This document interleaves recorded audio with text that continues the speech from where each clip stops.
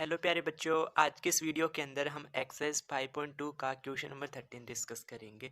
देखो, बहुत ही सिंपल तरीके से आपको मैं क्वेश्चन नंबर 13 का सॉल्यूशन सिखाऊंगा। क्वेश्चन हमें 13 क्या दे रखा है, 3 अंकों वाली कितनी ऐसी संख्याएं हैं जो 7 से विभाज्य है। यानी हमें 3 अंकों की जितनी भी संख्याएं हैं जिनमें 7 का भाग जाता है उन सबको हमें बताना है। यानी ऐसी कितनी संख्याएं हैं, हमें n का मान बताना है। देखो, आप सबसे पहले ये सोचो कि 3 अंकों की संख्या कौन सी बनती है। 99 तो कितने अंकों का होता है, 2 अंकों का होता है। इससे +1 करोगे तो 3 अंकों की संख्या, पहली संख्या कितनी बनती है, 100 बनती है। तो हम क्या करते हैं, सबसे पहले देखो, बिल्कुल सिंपल तरीके से मैं आपको समझा रहा हूँ। 3 अंकों की पहली संख्या ले लो, 100 बनती है, और इस 100 में तुम 7 का भाग दे दो। 100 में किसका भाग दे दो, 7 का भाग दे दो। तो कितनी बार जाएगा, पहले एक बार जाएगा। 10 में से 7 माइनस कर दूंगा तो 3 बचेगा, फिर 30 आ जाएगा। फिर 7 का भाग कितनी बार देंगे, 30 में 4 बार। तो 7 चौक कितना आ जाएगा, 28 आ जाएगा। माइनस करूंगा तो कितना आ जाएगा, 2 आ जाएगा। यानी कि मेरे पास जब 100 में 7 का भाग दिया तो शेषफल कितना बचा, 2 बचा। अगर मैं इस 100 में से 2 माइनस कर दूंगा, 100 में से मैं कितना माइनस कर देता हूँ, 2 माइनस कर देता हूँ, तो मुझे कितना मिलेगा, 98 मिलेगा। यानी इस 98 में 7 का पूरा पूरा भाग जाता है।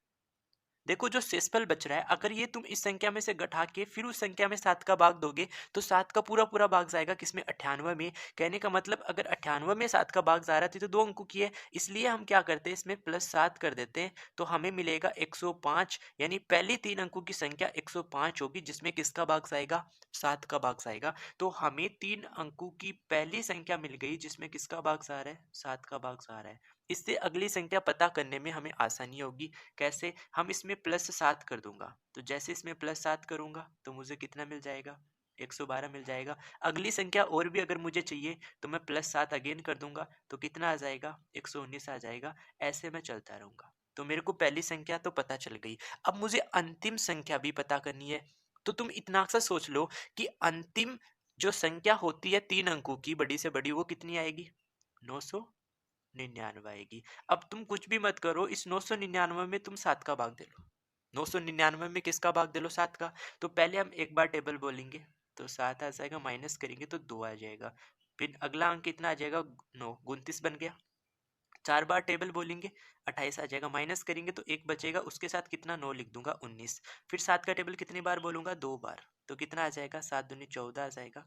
माइनस करूंगा तो कितना बचेगा, 5 शेषफल बचेगा। यानी कि अगर हम इस 999 में से ये 5 घटा दूं, जो शेषफल बच रहा है, तो मुझे कितना मिलेगा, 994 मिलेगा। और ये 994 7 से पूरी तरीके से विभाजित होगा, क्योंकि जब मैं 999 को 7 से भाग दे रहा हूँ तो शेषफल 5 बच रहा है, ये नहीं बचना चाहिए, यहाँ 0 आना चाहिए। और ये 0 कब आ सकता है, जब ये संख्या मैं इसमें से घटा दूंगा। तो घटाने पर कितना आया, 994। यानी 994 में 7 का पूरा पूरा भाग आएगा। तो मुझे अंतिम संख्या भी पता चल गई, 994। अंतिम संख्या मुझे 994 पता चल गई। अब इस एपी में देखो, एक एपी बनी है, क्योंकि यहाँ पे प्रत्येक दो संख्याओं के बीच का अंतर कितने का, 7 का है। यानी इस एपी का प्रथम पद तो हमें कितना पता चला, 105 पता चल गया।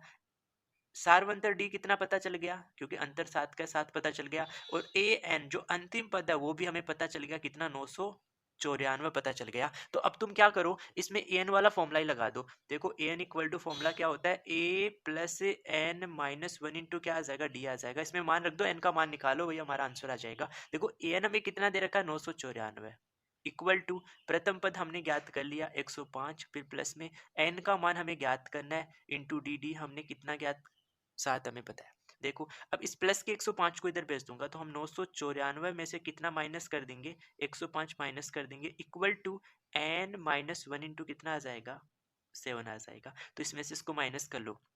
यहाँ 4 में से 5 माइनस नहीं कर सकते, तो 14 में से 5 माइनस करेंगे तो कितना बचेगा, 14 में से अपन कितना माइनस करेंगे, 5 माइनस करेंगे तो कितना बचेगा, 9 बचाएगा। यहाँ से कम करेंगे तो 8 में से 0 माइनस करेंगे तो 8 आ जाएगा। और 9 में से 1 माइनस करेंगे तो कितना आ जाएगा, 8 आ जाएगा। अब यहाँ 7 गुना में है, इसको इधर लाऊंगा तो हम इसमें किसका भाग दे देंगे, 7 का भाग दे देंगे। तो इक्वल टू हमारे पास क्या बच जाएगा, एन माइनस 1 बच जाएगा। तो हम इसमें किसका भाग दे देते हैं, 7 का भाग दे देते हैं। तो सबसे पहले टेबल अपन एक बार बोलेंगे, 7 एकम 7, एक बचेगा 18, 7 दूनी 14, 18 में से 14 माइनस करेंगे तो 4 बचेगा। अगला अंक 9 उतारेंगे तो 49 नया हमारे पास संख्या बन गया, तो 7 का टेबल 7 बार बोलेंगे। यानी 127 बराबर कितना n माइनस वन है। इस माइनस वन को इधर भेजेंगे तो n का मान हमें कितना मिल जाएगा, 128। और ये जो हमने एपी बनाई थी, इस एपी में कुल कितने ऐसे पद हैं, 128 पद हैं जो 3 अंकों की संख्याएं हैं और वो किससे विभाजित है, 7 से विभाजित है। तो आई होप सभी स्टूडेंट को ये क्वेश्चन समझ में आ गया होगा। मैंने बहुत ही सिंपल तरीके से बताया, आपको बिल्कुल भी कंफ्यूजन नहीं होगा। 3 अंकों की सबसे छोटी संख्या लेना, उसमें 7 का भाग दे देना, जो रिमाइंडर बचेगा वो उसमें से माइनस कर देना, तो आपको 98 मिलेगा, क्योंकि 98 7 से विभाजित होगा। इसमें आप प्लस 7 कर लो तो 3 अंकों की तुम्हें पहली संख्या मिल जाएगी 105। और ऐसे ही तुम्हें अंतिम संख्या ज्ञात करनी है, तो 3 अंकों की सबसे बड़ी संख्या 999 लेना, उसमें तुम 7 का भाग देना, तो जो शेषफल बचेगा वो इसमें से माइनस कर देना, तो 994 आपको वो नंबर मिलेगा जिसमें 7 का भाग पूरा पूरा जाएगा। तो जब हमें फर्स्ट संख्या और अंतिम संख्या मिल जाएगी, तो हम उसमें कितने ऐसे पद आएंगे उनका अपन मान बहुत आसानी से निकाल लेंगे। तो आई होप सभी स्टूडेंट को ये क्वेश्चन समझ में आया। तो आप इस वीडियो को लाइक करना, और अगर आप कंप्लीट एनसीईआरटी का हल सीखना चाहते हो तो आप अपने इस चैनल को सब्सक्राइब जरूर कर लेना। Okay, thank you for watching video.